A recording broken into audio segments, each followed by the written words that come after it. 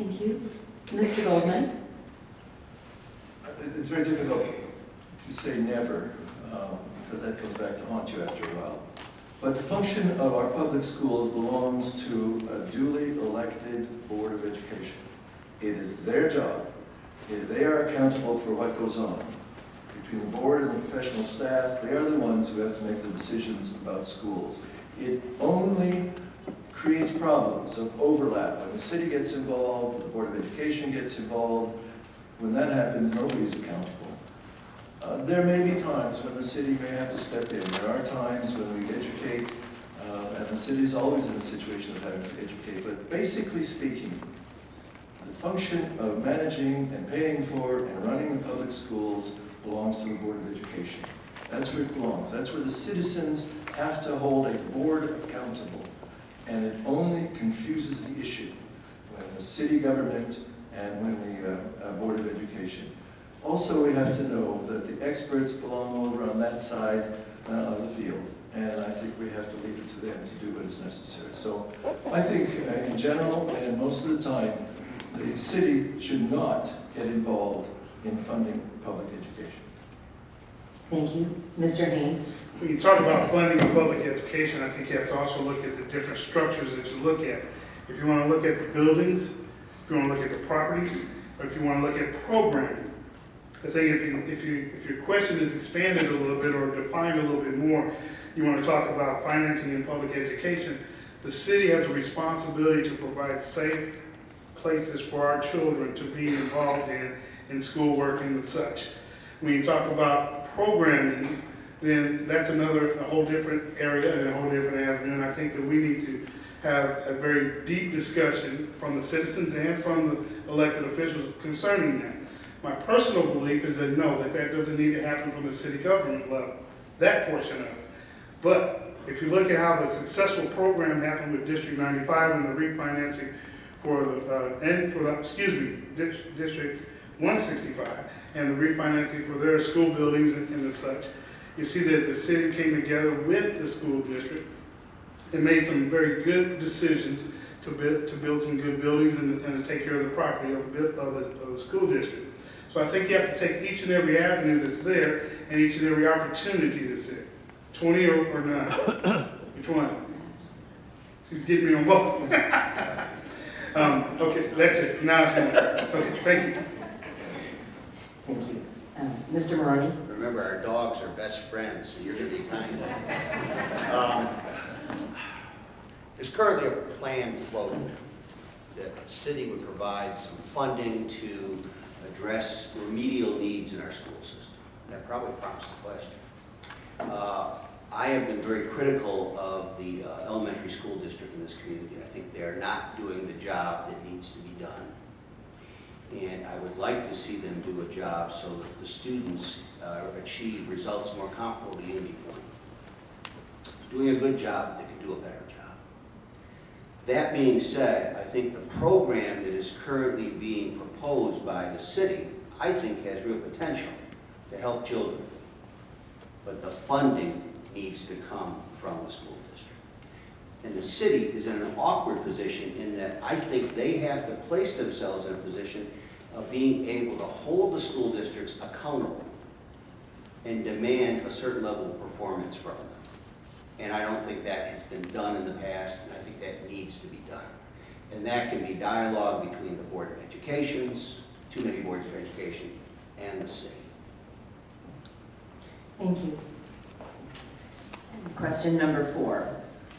Creating the newly revised comprehensive plan was a huge process involving citizen time and city dollars.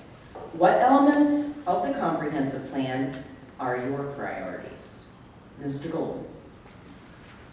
The comprehensive plan is a very good one, and I think that it is a guide for all of us to follow. The difficulty with the comprehensive plan is that it's a strategic plan and not a tactical plan. By that I mean, how are we going to do this thing? To achieve that comprehensive plan is going to cost a lot of money. And we would have to establish priorities if we are going to try to achieve any of the comprehensive plans that are there.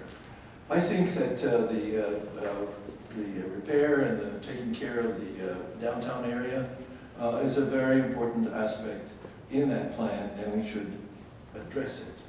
We should address it insofar as we have the resources to do that, and I would say that it probably should be an early area for us to address.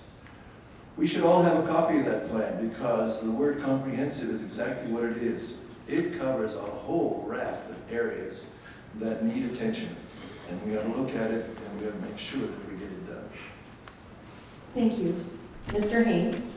Home ownership, downtown development. I think that one of the things that you've always seen go out there, including at council meetings and from my 8-year record, is that home ownership and homeowner occupied development of housing within the Carbondale community.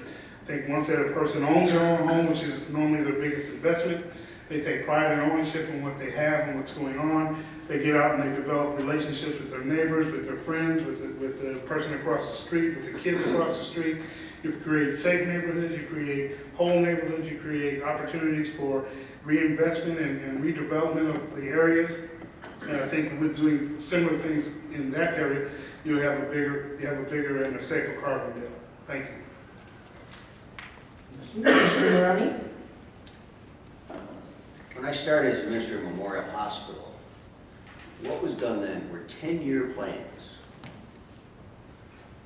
When I retired as administrator of Memorial Hospital, Carbondale, we talked 2-year plans. 10-year plans became things that had no sense of reality. And you can talk about having a 10-year plan and revisiting every 2 years. That accomplishes some things, but you need to have something that is far more dynamic than what the plan is that's currently before the city. I agree that the tactical and strategic, but there has to be a lot more flexibility and adjustment as far as how we move forward with the planning efforts in the city. There is not going to be piles of money coming down for someone to give us and say, okay, go do the following things.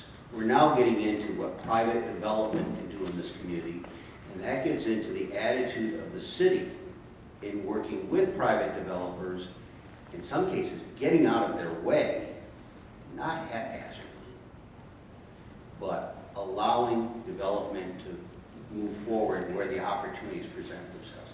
Then you will have a community moving forward. Thank you. Mr. Fritzler? I would say definitely the key area that's important to me is focusing on the central area of town, whether it's the downtown area or even, I'd say, the 5 or 6 blocks of residential housing north of the campus, which is predominantly rental. And that's a way we can also help to attract students back to Carbondale and to SIU and help them increase their enrollments. I think that's one of the key reasons why we have lost enrollment is because of the quality of our housing stock. Also, we need to look at growth. I mean, we need to attract not only students, but also regular people to move into Carbondale. I mean, we're having to compete against Carterville and even Murfreesboro and south as far as with what our property tax rates are. I know in the last comprehensive plan that the current one has replaced, it was more spreading out a little bit more, where the current comprehensive plan is looking more towards infill, taking empty lots and building there as opposed to stretching out our facilities just to avoid the sprawl. But yeah, home ownership has been a key part that I've been stressing. I think we need to educate students and their parents on the benefits of home ownership. So that way, especially if they're coming here, we can keep them longer. If they're renting, they may only stay for a semester or so. But if we get them to buy a home, they'll buy into Carbondale and stick around for hopefully their entire college career.